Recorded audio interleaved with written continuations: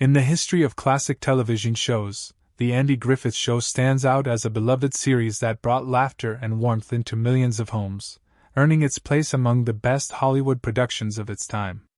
However, beneath the show's prosperity and growth lay deep hidden secrets harbored by Ron Howard, who played the role of Opie Taylor. These secrets threatened to unravel everything he had built in his career. A singular animosity toward a colleague on the show began to attract the attention of fans and the media alike, raising questions about what could have driven Howard to such intense feelings. Who was it that he truly harbored resentment for? Stay tuned as we delve deeper into how Ron Howard has finally broken his silence, shocking everyone with revelations from his past. The Andy Griffith Show, which debuted on CBS in 1960, quickly became one of the most adored sitcoms in television history. Set in the fictional town of Mayberry, North Carolina, the series starred Andy Griffith as Sheriff Andy Taylor, whose responsibilities included upholding the peace and raising his son Opie, portrayed by a young Ron Howard. The show is characterized by its gentle humor and moral lessons, making it a staple of American culture during its 8-year run. Among its ensemble cast, perhaps the most beloved character was the bumbling yet endearing deputy Barney Fife, played by Don Knotts. Knotts' comedic interplay with Griffith significantly contributed to the show's charm, earning him 5 Emmy Awards for his memorable performance. Although Knotts left the series after its 5th season to pursue other opportunities, his portrayal of Barney remains one of the most recognizable in television history. Not only was The Andy Griffith Show a success in terms of its content, but it also consistently attracted high audience numbers. From its premiere to its conclusion, it maintained a position among the top 10 shows in the Nielsen ratings, ultimately topping the television charts in 1968 when the series ended. The show's legacy was further solidified by its successful spin-offs, including Gomer Pyle, USMC and Mayberry RFD, showcasing its lasting impact on American television. The comedic portrayal of small-town life, paired with relatable characters and universal themes, has made The Andy Griffith Show a favorite in syndication for generations. While The Andy Griffith Show became a television classic, it was young Ron Howard's early years on set that not only shaped his career but also influenced the future of Hollywood. At just 6 years old, Howard was cast as Opie Taylor, the kind-hearted and mischievous son of Sheriff Andy Taylor. His natural talent for acting and ability to connect with the audience won the hearts of viewers, making his early experience on the show a remarkable start for a young actor destined to become one of Hollywood's most successful directors. Working alongside seasoned actors like Andy Griffith and Don Knotts was invaluable for Howard, as they took him under their wings, providing mentorship that would guide him through the challenges of child stardom. Griffith played a significant role in shaping Howard's early years on screen, fostering a relationship that mirrored that of a father and son. He offered Howard guidance, sharing vital lessons on professionalism, humility, and the importance of hard work, all of which would serve Howard well in his career. However, the life of a child actor came with its own set of challenges. While Howard enjoyed the camaraderie on set, he also felt the immense pressure of balancing his studies, acting responsibilities, and the desire to fit in with his peers. Despite the fame that came with his role as Opie, Howard sometimes resented the attention it drew, creating a tightrope walk between the opportunities offered by the show and the trials of growing up in front of the camera. One notable story from the set involves the filming of the opening credits, where Opie throws a rock into a lake. In one take, the rock failed to create the expected splash due to Howard's young age and inability to throw it far enough. To resolve the issue, a prop man discreetly tossed another rock at the same time, ensuring the splash matched Opie's throw. This behind-the-scenes trick became a cherished memory for Howard, reminding him of the pressures he faced while navigating the demands of playing such a prominent character. Despite the difficulties he encountered, the experience Howard gained while working on The Andy Griffith Show laid the foundation for his extraordinary career. He learned the significance of collaboration, patience, and resilience, not only in acting but also in life itself. Howard's childhood years on set prepared him for the eventual transition into directing and storytelling. Observing the inner workings of a successful television production equipped him with valuable insights that would shape his future endeavors.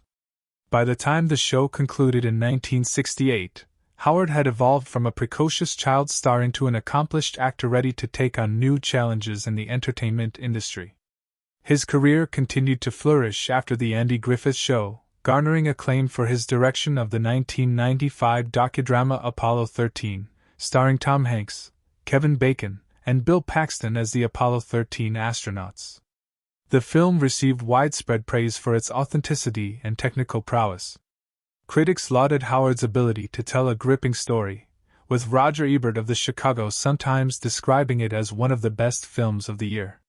The film became a major box office success, grossing $335 million worldwide on a $52 million budget and earning 9 Academy Award nominations, including Best Picture.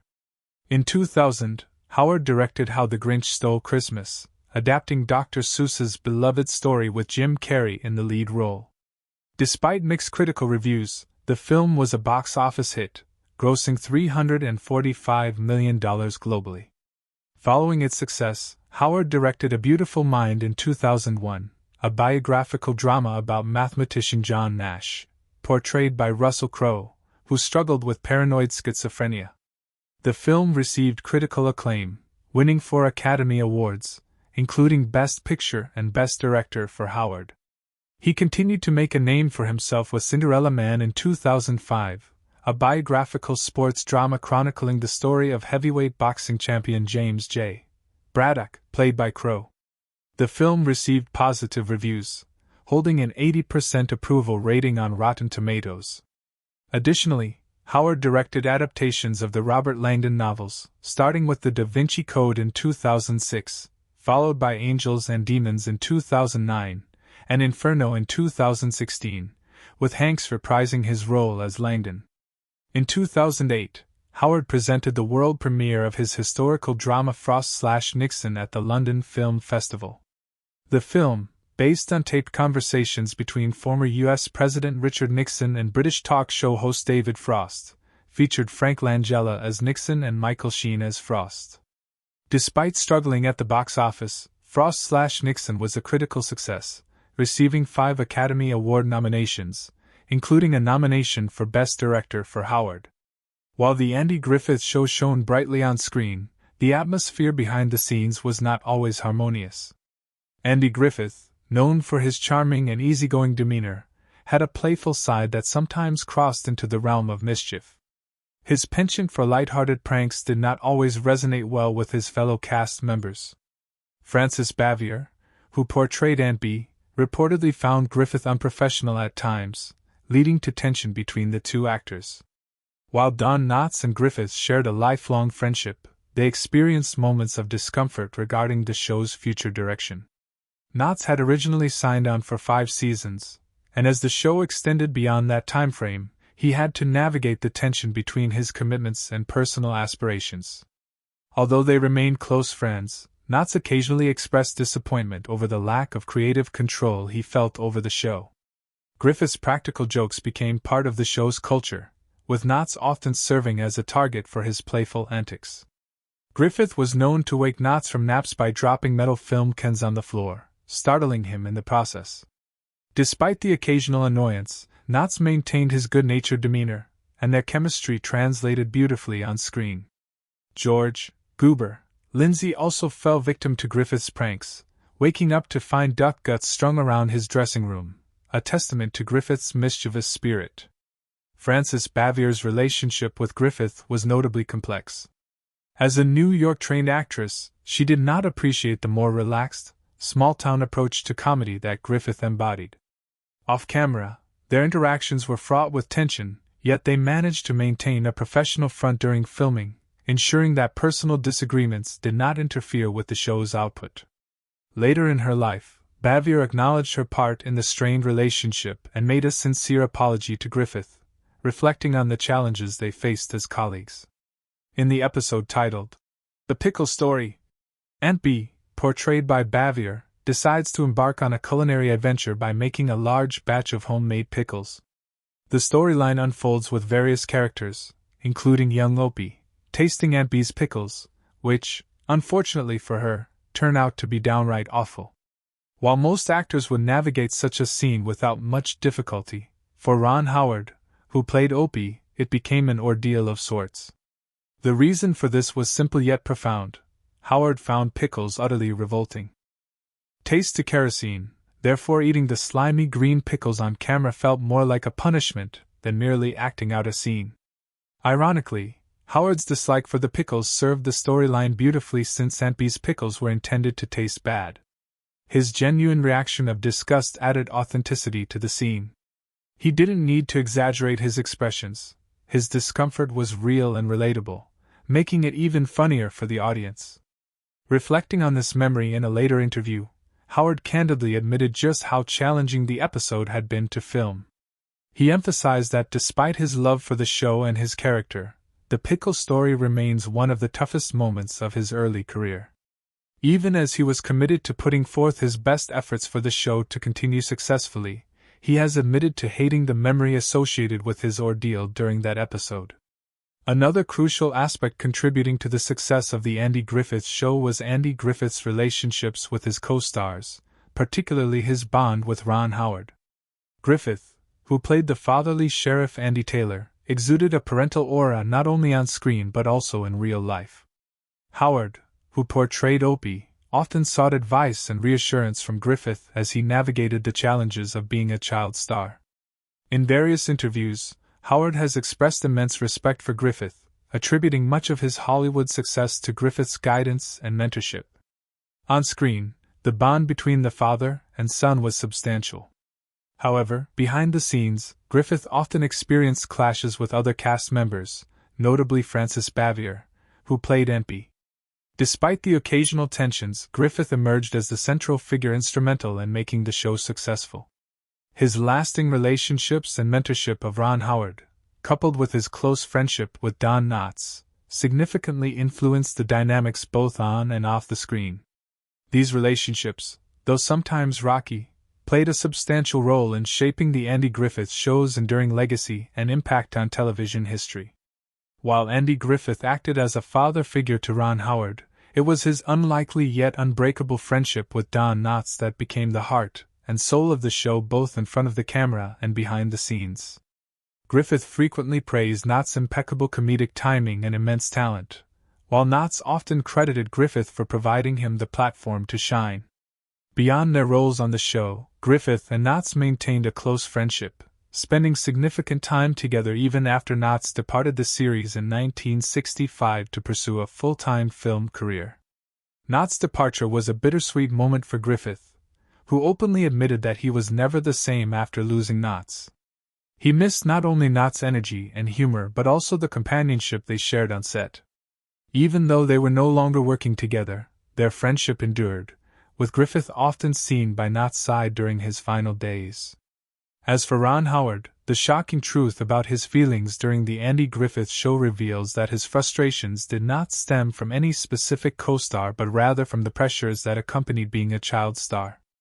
Howard respected his entire cast and crew but found himself grappling with the overwhelming responsibilities of balancing childhood with his role as Opie.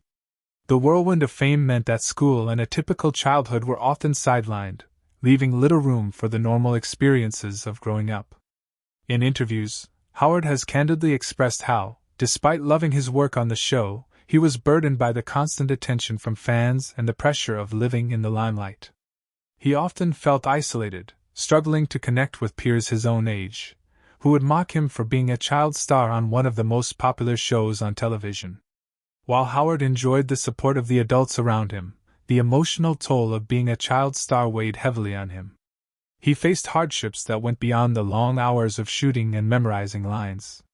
The normal difficulties of childhood were compounded by the stress of maintaining a professional demeanor at a young age. This inner struggle was something Howard kept to himself for many years. Looking back, he acknowledged that living two lives, one in front of the camera and one behind it, was not an easy feat. Interestingly, despite these challenges, Ron Howard has never spoken negatively about his co-stars. He has always spoken affectionately about his relationship with Andy Griffith, who provided a fatherly figure in his life, and Don Knotts, whose humor often lightened the mood on set. While there were occasional behind-the-scenes tensions, the cast remained supportive of Howard throughout the show, ensuring he felt comfortable on set. His frustrations were more about the pressures of fame than about any specific person. He later clarified that his true hatred was directed at the fame itself rather than any individual. In adulthood, Howard has been candid about his experiences as a child star and the emotional challenges that accompanied that role. He has acknowledged the immense value of the experiences gained on The Andy Griffith Show, recognizing that these formative years laid the foundation for his legendary career as a director and producer. However, this success came at a cost, shaping his perspective on fame and childhood in ways he continues to reflect on. The off-screen antics of The Griffith Show painted a different picture from the wholesome, feel-good television presented on screen. Griffith was known for his playful nature, often pulling pranks on his co-stars. One of his favorite tricks involved waking up Don Knotts from his naps by crashing metal film canisters on the floor, much to Knotts' surprise. Knotts, known for his amiable personality, took these pranks in stride, often joining in the laughter. Griffith also had a reputation for playing mischievous tricks on George Goober Lindsay, the actor who portrayed the easygoing mechanic. In one memorable incident, Griffith filled Lindsay's dressing room with duck guts while he was asleep, showcasing the light-hearted camaraderie on set. While these pranks were not malicious, they served as a means for the cast to blow off steam after long filming days and helped solidify their bond. However, not everyone appreciated this playful atmosphere. Frances Bavier's serious demeanor often kept her at a distance from the levity that defined much of the set's culture. Despite this, one of the most charming aspects of The Andy Griffith Show was how the humor from behind the scenes frequently made its way into the episodes. A prime example is the Runaway Kid episode, where Opie and his friends pranked Sheriff Taylor by moving the town sheriff's car right in front of a fire hydrant, leading to comedic consequences. The off-screen chemistry and playful interactions among the cast greatly contributed to the show's light-hearted appeal and authenticity, allowing viewers to connect with the characters in a more profound way.